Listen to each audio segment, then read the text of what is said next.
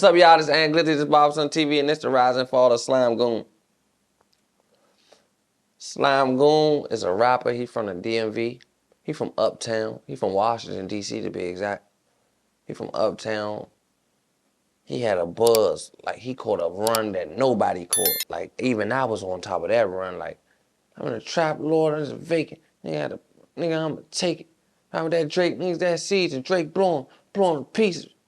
How you thought you was the plug only serving ounces? Thought he was lit. Running around, thought the plug only serving ounces. How's the perk lean in the downers?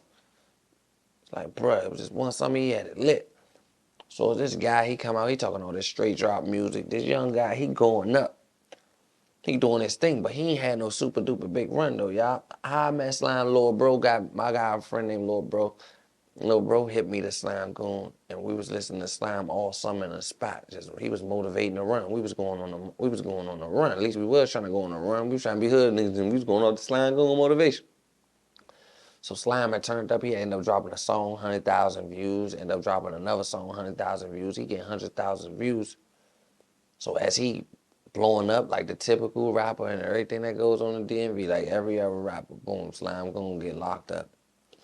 He like the first rapper I ever seen go to jail for, like, I don't know if it was dope, like fentanyl, like some dope, like dope boy charges.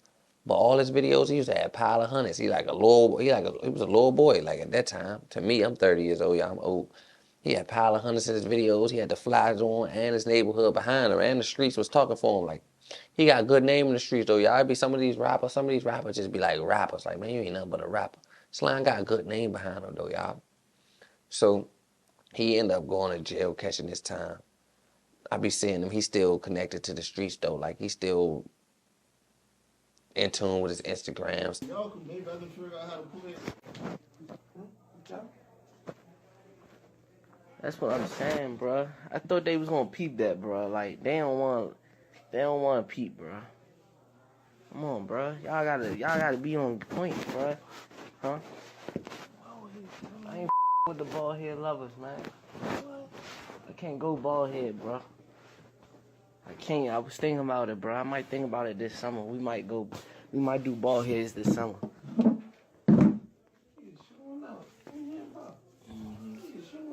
Trying to figure out. It's cool, bro. They like, what the fuck, bro?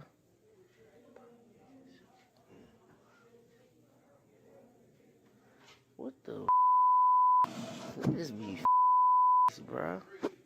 Now you know this right now, bro. I'm not with no gay, bro. I don't be playing no mother gay games. Nigga ain't never smack me, bro.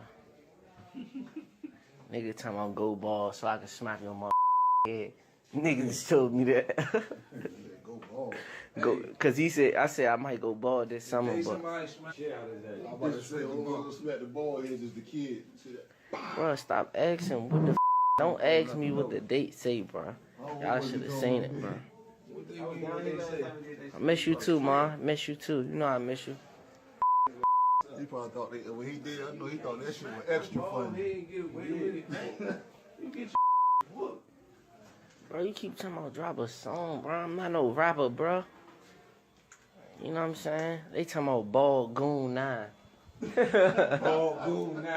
Yeah. Bro, I'm not from no Maryland, bro. Ain't nothing wrong with no Maryland people, but bro, I don't be dropping no music, bro. I'm a real street nigga, bro. Everybody know me from the streets, bro. Don't keep saying I'm drop songs, bro. You should know that, bro. You was just in here with me, bro. Come on, bro. Tighten up, bro. It's cool. I could be Ballhead. I never go bald. A lot of these niggas foreheads be big as they 25 and 22, bro. Like, what the bro? How you? I'm 23, bro. I'm not. My head is nowhere near bald. That name like that. Imagine rapping that in the song. Ballhead. The a lot of niggas foreheads be big as my real life. My genetics won't even let me go bald. There ain't nothing wrong with going bald. Like, what the I'm just letting you know I can't go. If I ever go bald, it's by choice. Remember that. My Gotta be. Cause it's been sitting there for Say now, we stop. Yeah. Hey, the crazy part is, This Yeah. this soap water. yeah, I think that's Swift's. But nah, the crazy thing is, Oh. the crazy thing is, I was living out, like, I think he put that up as Jesus. man, what this nigga, bro, you gotta get the. No, that's what I think. Nah. Hey, but nah, I used to want to live out Wardolph. I used to go out there every other weekend, and I used to be out there. You know what I'm saying? Joe Blow. That be funny, and but nah though, motherfucker. Like, what you mean? Who do my hair, bro? A good man do my, bro. The what's up, Brody? Mother, I wanted to live out Wardolph though. That's cool vibes out there, bro. Cool vibes out Wardolph. I feel like I could walk around and be a little human out there, you know. But now I heard somebody told me that they ain't where it's at, so I gotta move somewhere else. But Wardolph was like a cool vibe, like being able to walk around and just be you, you know. You know what I'm saying? Still in tune. He still be talking and reaching out. I always see him, a new picture surface every couple months of him. He got a relationship with Lil Uzi. He on his way home from jail though, y'all. He should be on the back end of his time now. He should be on his way back. He been locked up a couple years. He should be on his way back now. So his rise and fall is kind of different because I don't really feel like he failed. I feel like they just put him on a timeout, a break for a minute. He ended up catching the case. Nature and circumstances of the offenses charged. June 2019, Overdose Death, uncharged. In June 2019, the Fairfax County Police Department, FCPD, began investigating an overdose death involving a Virginia descendant. Near the descendant's body, law enforcement observed a syringe, an empty baggie, with other empty baggies and the descendant's cell phone. A medical examination confirmed that the cause of death was mixed drug intoxication, heroin, fentanyl, cocaine, trazodone, and ethanol use. As part of the resulting investigation, FCPD learned that the descendant had traveled to the area of 801 Rhode Island Avenue, Northwest, Washington, D.C., to purchase heroin, likely from a drug distributor known as T. After law enforcement received information that the descendant had communicated with T using phone number 202-492-7741, FCPD reached out to the Federal Bureau of Investigation, FBI, for additional assistance in the investigation, which remains ongoing. January 15th, 2020, and January 22nd, 2020, controlled purchases of fentanyl, uncharged.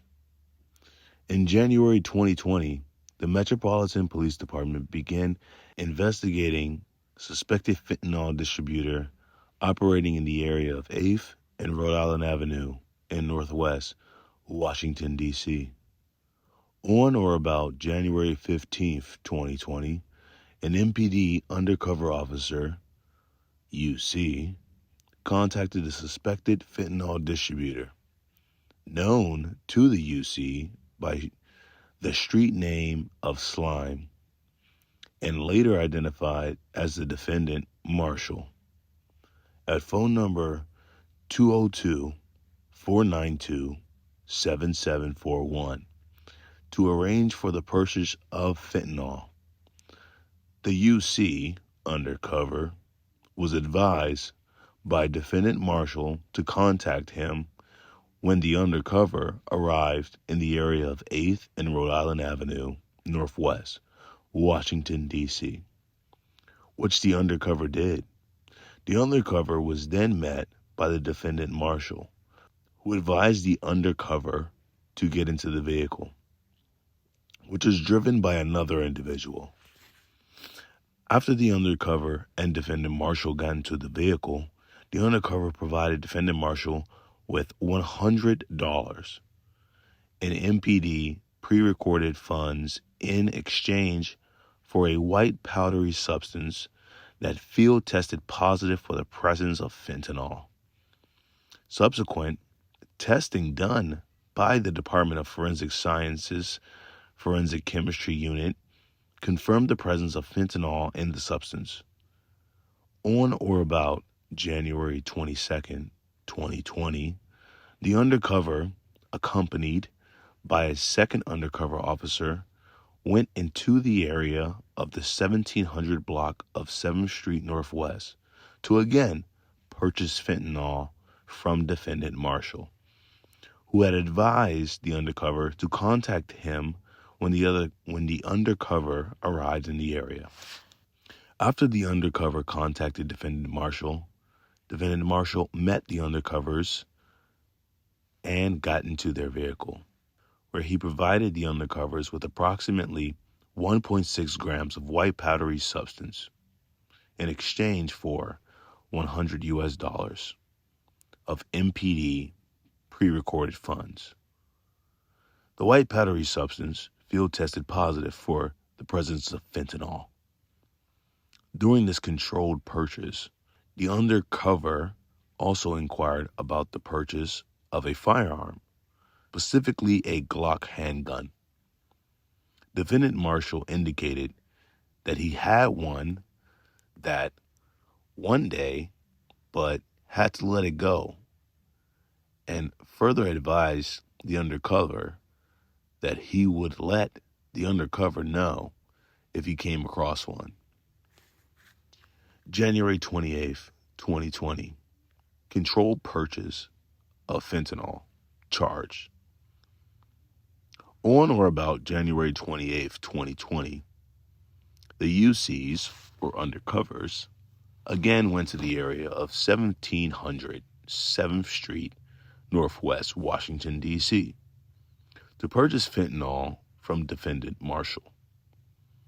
Once the UCs, undercovers, arrived, Defendant Marshall directed the UC to the rear of 1700 7th Street Northwest before disappearing into an apartment building. When Defendant Marshall returned shortly thereafter to the UC's vehicle, he asked how much they wanted.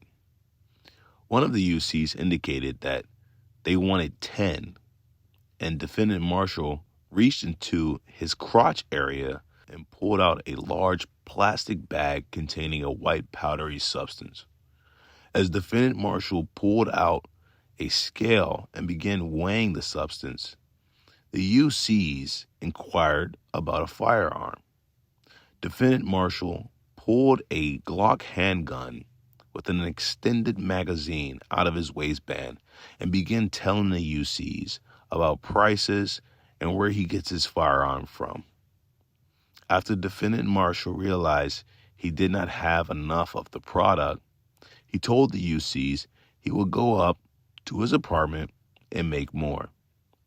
Defendant Marshall then went into the apartment building for approximately 45 minutes before calling the UCs to advise that he was sending a friend down to deliver the rest of the product and collect the money. The UCs continued to wait until Defendant Dabney came out of the building and got into the UC's vehicle. He provided them with the rest of the product in exchange for $480 in MPD pre-recorded funds. Defendant Dabney then returned to the apartment building, and the UCs notified the arrest team. Defendants Marshall and Dabney were arrested after they exited the apartment building and got into a vehicle, which was being driven by a female. Law enforcement performed a traffic stop of the vehicle in which Defendant Marshall was in the front seat passenger, with an individual later identified as D'Angelo Hawley seated in the rear behind Defendant Marshall. Defendant Dabney was seated in the rear behind the driver's seat. After a brief struggle, defendant Marshall was detained, and in a search incident to arrest, law enforcement recovered from his pants a loaded Glock 27 40 caliber firearm, which was loaded with 1 round in the chamber and 15 rounds in the magazine, with a plastic bag with approximately 34 grams of white powdery substance that field tested positive for fentanyl. Notably, the firearm carried by defendant Marshall appears to be a ghost gun, in which the serial numbers listed on the barrel and slide do not match. See government exhibits A through C. Defendant Marshall also had approximately $400 in MPD pre-recorded funds, and additionally $1,554 in U.S. currency, and 2 cell phones. On the back floorboard, near where defendant Dabney was seated, law enforcement recovered a Rockslide USA 40 caliber firearm, loaded with 1 round in the chamber and 10 rounds in the magazine. See government exhibits C through D. In a search incident to arrest, law enforcement recovered from defendant Dabney approximately $680 in U.S. currency and 2 cell phones. As set forth above, the first factor, the nature of circumstances of the offense charged, clearly weighs in favor of detention. Defendants Marshall and Dabney have both been charged by indictment with distribution of a controlled substance, specifically fentanyl, a highly dangerous narcotic. Moreover, defendant Marshall was arrested in possession of a loaded 40 caliber firearm with an extended magazine.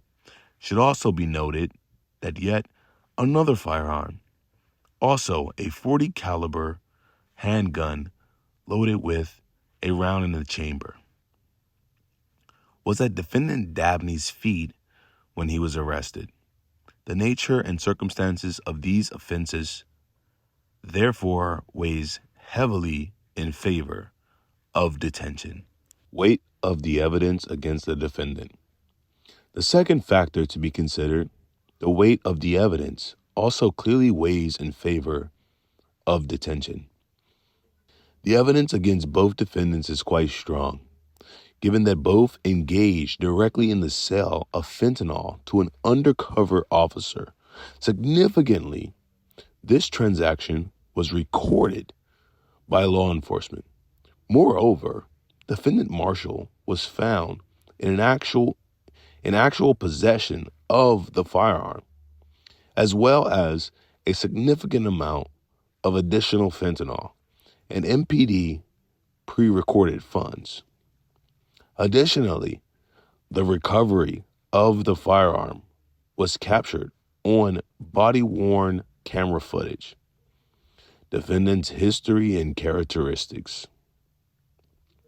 The third factor, the history and characteristics of this person, similarly weigh in favor of detention for both defendant Marshall and defendant Dabney. Although neither have prior adult convictions, it appears that both are currently on pretrial supervision for pending cases. At relatively young ages, defendant Marshall is 20 and defendant Dabney is 21. Both have already incurred multiple felony cases in a short period of time and have demonstrated a continued disregard for the law and supervision.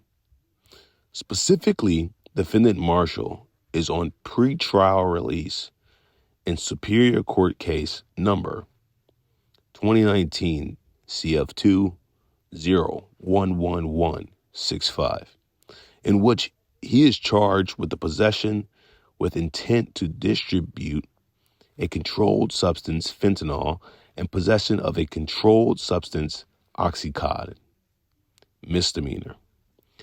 Based on the Gerstein, the facts of that case are consistent with those at issue in this case, specifically Defendant Marshall's distribution of fentanyl in the area of 1700 block 8th Street Northwest.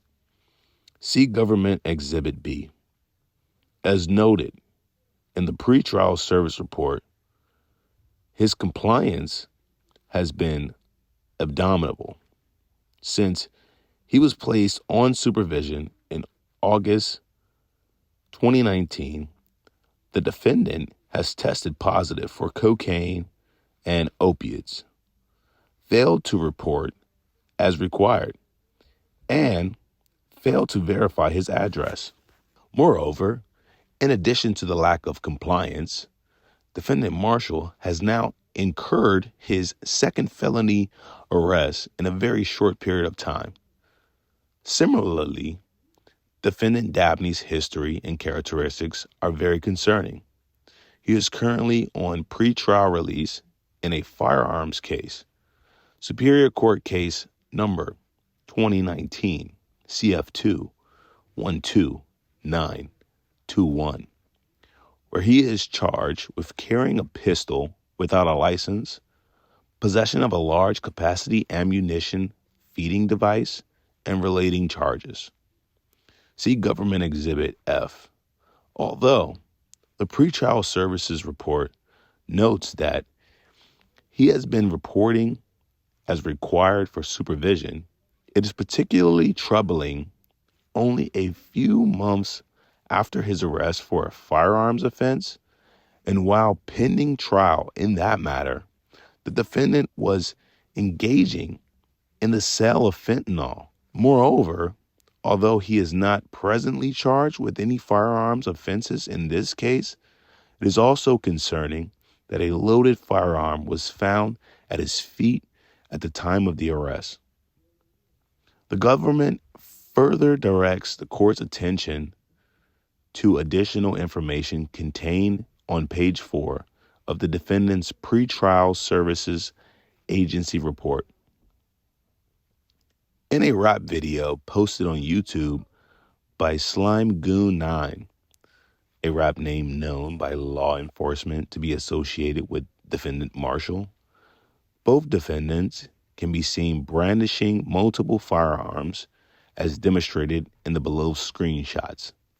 Although the rap video includes a disclaimer that the firearms are only props, their appearance is consistent with, and law enforcement believes them to be, real firearms. Simply put, defendants' history and characteristics are very concerning. The fourth factor, the nature and seriousness of the danger to any person or the community posed by the defendant's release, also weighs in favor of detention. The charged offenses involve the actual distribution, as well as possession with intent to distribute, a highly dangerous controlled substance, fentanyl. Additionally, at the time of his narcotics trafficking, Defendant Marshall was in possession of a loaded firearm with an extended magazine, and a second firearm was found at Defendant Dabney's feet when he was arrested. Both the firearm that Defendant Marshall possessed and the substance that both defendants, Marshall and Dabney, sold have significant potential to cause serious bodily injury to or the death of innocent persons in the community. In order to protect the community, the defendants should be held without bond pending trial. Given the above assessment of all four relevant factors, no condition or combination of conditions can ensure that the defendants will comply with court order and abide by appropriate release conditions. Furthermore, the defendants simply cannot rebut the presumption applicable in this case.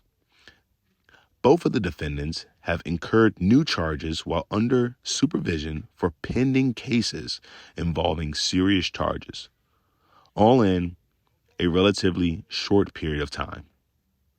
Conclusion: the court should grant the government's motion to detain defendants Marshall and Dabney pending trial. Like the stuff he was rapping about end up really living that life. He ended up really living the life of his raps, and the police ended up according to him like some federal charges. He ended up going out to feds. He got time. I be seeing him like calling home. We be seeing videos of him in the jail and all that. But he was on his way out of here. Like I promise you, he'd have had a record deal. He was before the KP Skywalker era. He was like after the Ant Glizzy, Barberson wave. He was like in between that. And he was doing that. He was doing it. On the P-level, and he from Uptown. He put Northwest on the map. He was like the littest Northwest rapper. He was one of the littest rappers in the DMV. He still is to this day. His music's so powerful. I feel like they waiting on him to get out. I'm waiting on him to get out. I'm waiting to hear some new SlimeGoon. So he ended up catching a charge, like some hard charges though, like some drug charges. Like he really was trying to get him some money though. Shorty wasn't out here. He didn't get locked up for crash every time. He tried to get him some money. At least he tried to get him some money. I'm gonna break down why he went to jail and what he went to jail for. But I feel like when he come home, he on his way home, I feel like he gonna turn up. Long as he don't get caught up in the nonsense and the youngins and what's going on, if he stay focused and put it all to his career, I feel like he can go. But it's like he gotta have that image behind him. It gotta be that same image, that same rap. I don't know if he missed his window or not, but it is what it is. I'm a SlimeGoon fan, y'all. If y'all don't know who SlimeGoon is, y'all make sure y'all go tap in with SlimeGoon. It's like SlimeGoon_9 or SlimeGoon something. Man, shout out to Slime, Free Slime. This is my favorite song by SlimeGoon. It's called Frontline, SlimeGoon Frontline. That's my favorite song. That's one of my top DMV songs. Him and Smoke Chapo, Fat Swag, and that song, them is my songs, y'all. I'm just here to tell y'all. I put the stamp on this one though, y'all. Free that boy.